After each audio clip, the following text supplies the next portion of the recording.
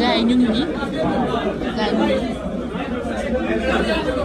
ñëpp localisé Parcelles Assainies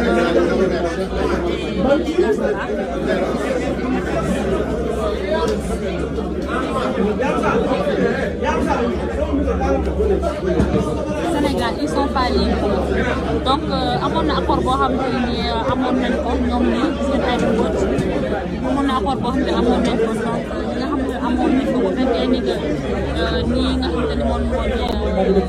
ñi jëm ci wàllu yoon bu fekkee respecté wu na loolu instant bi nag ñoom ñi dinañ ci andi ay leeral donc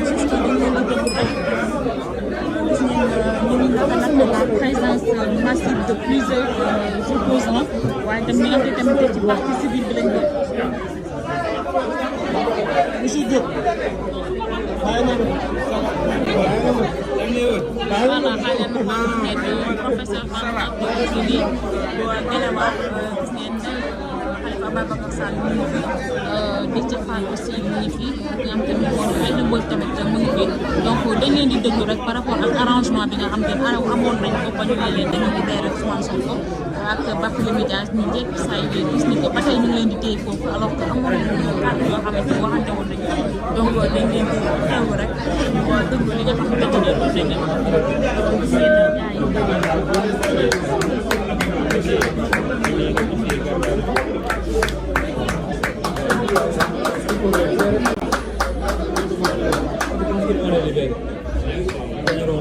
Merci beaucoup.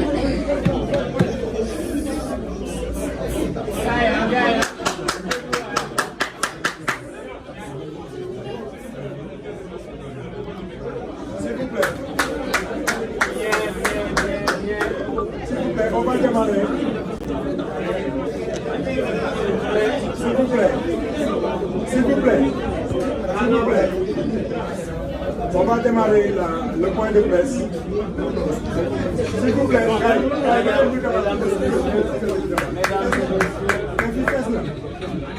Nous vous remercions au nom de la coalition Yewwi Askan Wi d'avoir répondu à notre invitation pour un point de presse.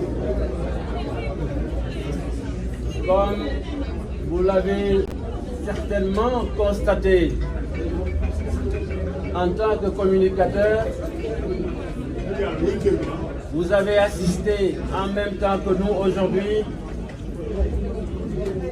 à une situation extrêmement grave qui menace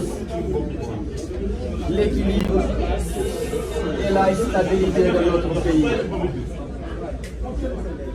Ce matin, vous l'avez constaté, vous l'avez vécu. Encore une fois, la démocratie au Sénégal vient d'être sauvagement agressée par Macky Sall et son régime. Les libertés ont été bafouées. D'honnêtes citoyens ont été violentés par les forces de l'ordre sans aucune raison, si ce n'est que des citoyens honnêtes qui se sont levés ce matin pour défendre la démocratie, la liberté, s'installe définitivement dans ce pays. Nos camarades, membres éminents de la coalition Yewwi Askan Wi, Ousmane Sonko, leader de PASTEF,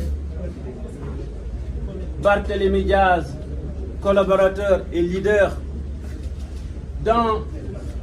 Taxawu Sénégal du président Khalifa Sall, Malick Gakou, président du grand parti, ont été sauvagement agressés et arrêtés injustement. C'est pour cela que nous avons organisé ce point de presse et je m'en vais donner la parole au président Khalifa Sall qui va vous retracer le cheminement, le processus qui s'est déroulé jusqu'à leur arrestation. Après, le président Déthié Fall, président du PRP, prendra la parole à son tour et nous tirerons les conclusions de ce qui vient de se passer gravement dans ce pays qui est le Sénégal et que nous aimons tant et que nous voulons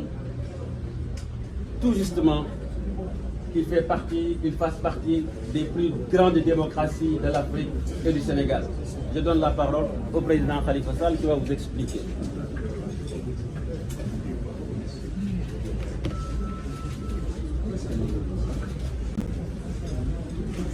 Comment ça va? Merci beaucoup, Président Habib Sy,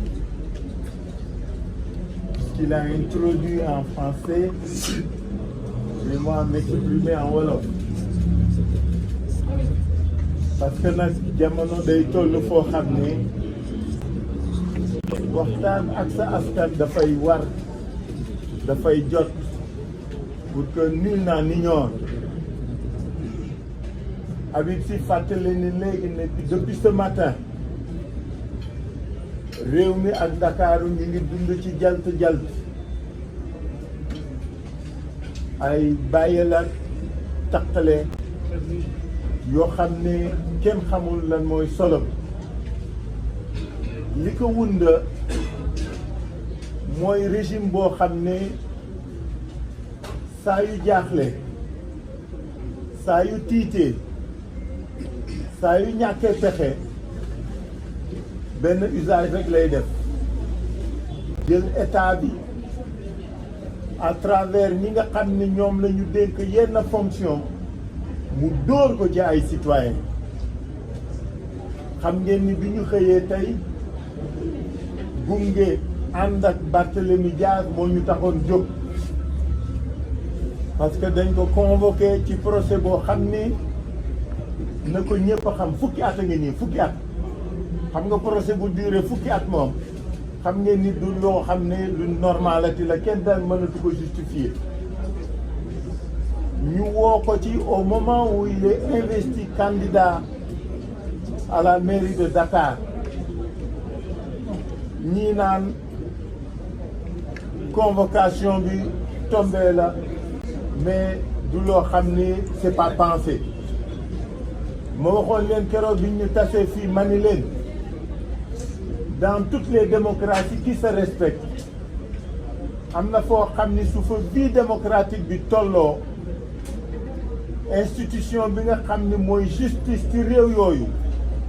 dafay am loo xam ni da koy rus def da koy tere boppam da ko dul nangu parce que c'est un problème de décence et de responsabilité justice du nangu ñu di ko jël di ko dóor ci kaw ay candidats pour di influer sur le cours du combat démocratique. Malheureusement pour nous, certains de nos juges n'acceptent pas ou ne connaissent pas cette règle de responsabilité et de dignité. Ñu gunge Barthélémy Dias ñu renvoyé procès bi ñuy dox ñoom di dem tribunal ñu dogaale leen dogaale boo xam ne yéen ñëpp seetlu ngeen ko seetaan ngeen ko ci réseau yi bëgg leen néewal doole bëgg leen tuutal bëgg leen toroxal au nom de je ne sais quoi ñuy góor di góor ñu bañ jàmmaarloo bi ñu jàmmaarlooyee ba egg ci situation bi nga xam ne yéen ñëpp vivre ngeen ko ci la ñu dem ñun man ak président Déthié Fall